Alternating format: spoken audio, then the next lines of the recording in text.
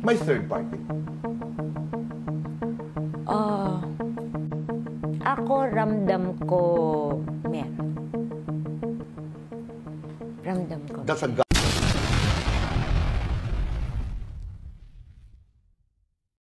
Kinonfirma nga ni Ai de las Salas na hiwalay na nga sila ng kanyang asawang si Gerald Sibayan.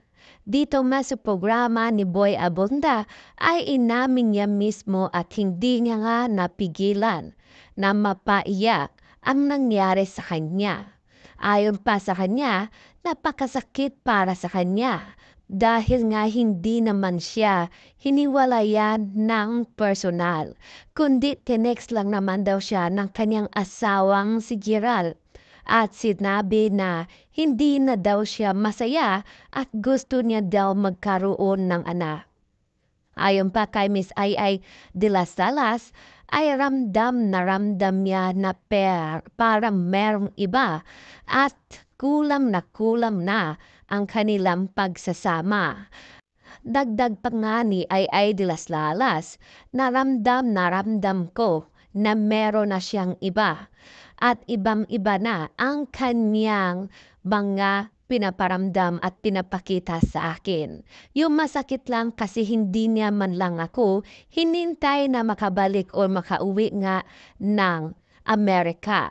Dito ay hindi na rin mapigilan ni Ai de las Salas ang mapaiyak dahil sa kanyang nararamdaman. Kaya naman samot-saring mga reaksyon at post ang mga netizen dahil nga itong si Gerald Sibuyan ay batang-bata pa at ayon pa nga dito sa iba ay hinintay niya lang daw o pinatapos niya lang ang kanyang kursong piloto bago nga siya hiniwalayan nito si Ai de las Salas. Kaya naman samot-saring mga komento at kuro-kuro ngayon ng mga netizen tungkol nga dito. Ayon pa sa iba ay ginamit lamang ni Gerald itong si Ai para makuha ang kanyang luho. Ayon pa sa iba, dapat lang nakunin or bawiin nga ni Ai ang green card ngayon ng kanyang asawa dahil hiwalay naman sila. At ayon mga dito kay Ai, siguro nga ay buntis na nga yung babae at alam din niya na nasa Amerika din ito nakatira at meron pa nga nagsilabasan na mga bali-balita na isang stewardess daw ang bagong girlfriend ngayon ng kanyang asawang si Gerald. Ayon pa nga dito kay ay napakasakit ang kanyang nararamdaman dahil nga sa siyempre siguro sa age gap nilang dalawa dahil hindi hamak na mas may edad itong si Ai.